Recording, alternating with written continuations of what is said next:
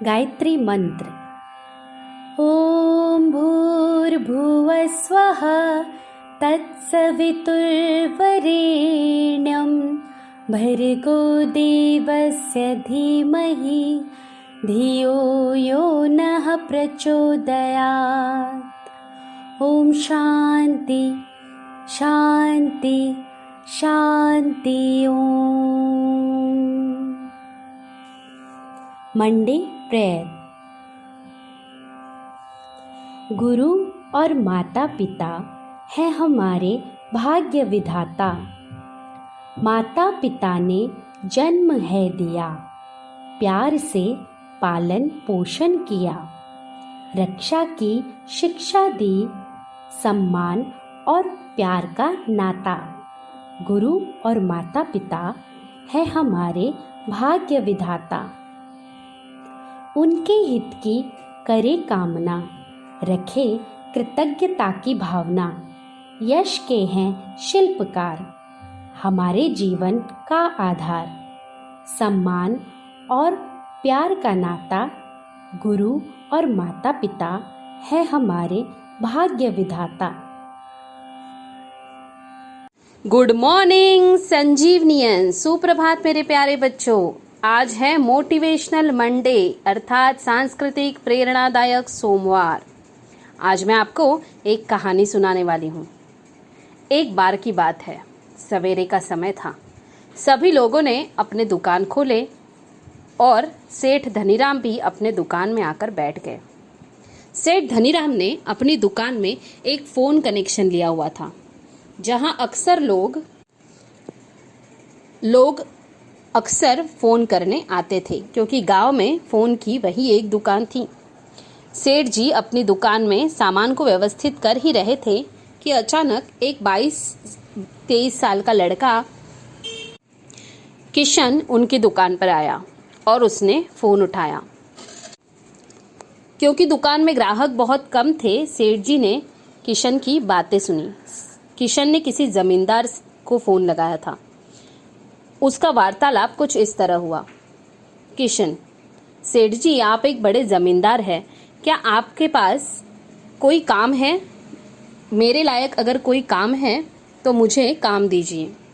जमींदार ने कहा, नहीं भाई, हमारे यहाँ कोई काम नहीं है। मुझे काम करने के लिए, बही खाता संभालने के लिए एक व्यक्ति की ज़रूरत थी, लेकिन मैंने अभी 2 महीने पहले ही एक लड़के को काम पर रख दिया है। फिर किशन ने कहा, मैं उस लड़के से अच्छा काम करूंगा, आप कृपया करके वह नौकरी मुझे दे दीजिए, मुझे नौकरी की बहुत ज़रूरत है।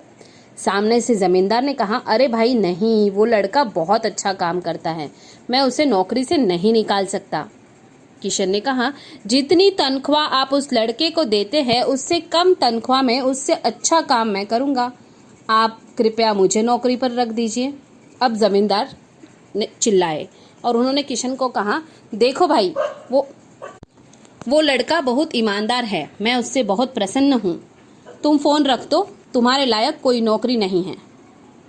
किशन ने फ़ोन रखा और सेठ धनीराम को पैसे देने लगा। सेठ धनीराम ने सोचा कि इसे शायद नौकरी की बहुत ज़रूरत है, इसलिए उन्होंने किशन से कहा, सुनो किशन, अगर तुम चाहो तो मेरे यहाँ काम कर सकते हो, मुझे भी एक लड़के की ज़रूरत है। किशन ने कहा, धन्यवाद सेठ जी, लेकिन मुझे कोई काम की ज़रूरत नहीं है। सेठ धनीराम को अचरज हुआ। उन्होंने कहा, कैसी बात कर रहे हो? अभी अभी एक नौकरी के लिए इतना गिड़गिड़ा रहे थे, अब कह रहे हो नौकरी नहीं है। प्रसन्न होकर किशन ने कहा, मैं जमींदार से नौकरी मांग रहा था, किंतु उनके यहाँ पहले से ही एक लड़का काम करता है, उसके वजह से मुझे नौकरी नहीं मिली, क्योंकि जमींदार साहब उसकी ईमानदारी और मेहनत से प्रसन्न हैं। वह लड़का कोई और नहीं, मैं ही हूँ, मैं ही उनके यहाँ काम करता हूँ।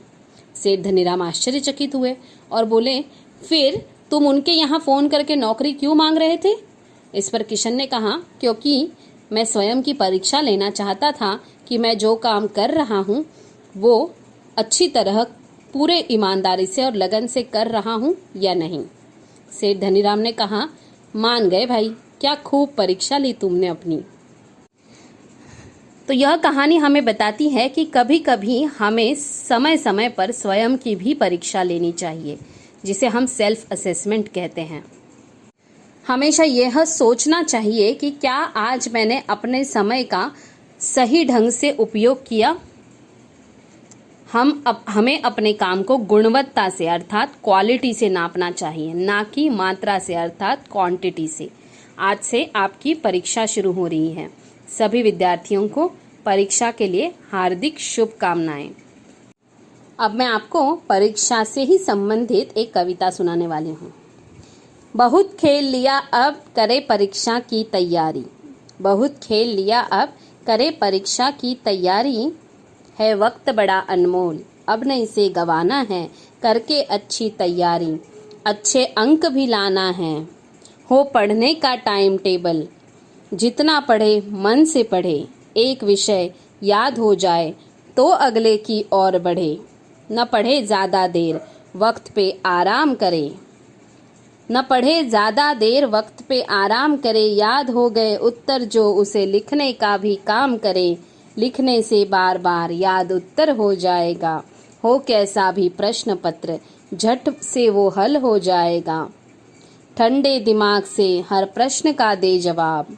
लिखे उत्तर वही जो सही लगता है जनाब।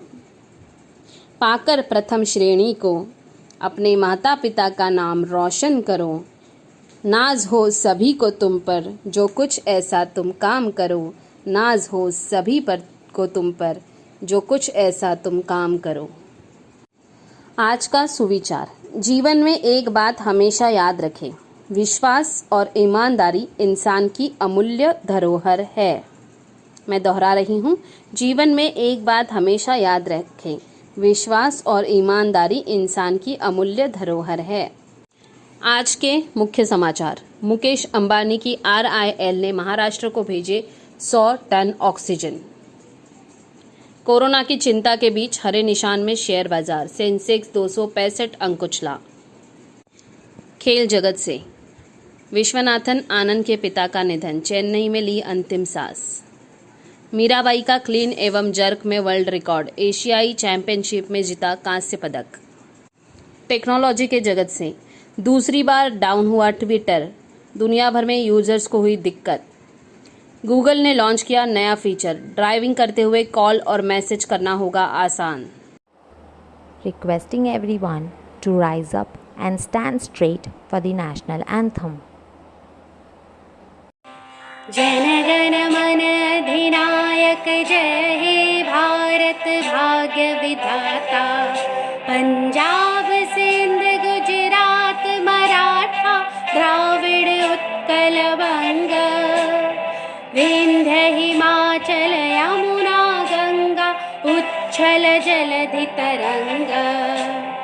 तव शुभ नामे जागे तव शुभ आशीष मागे।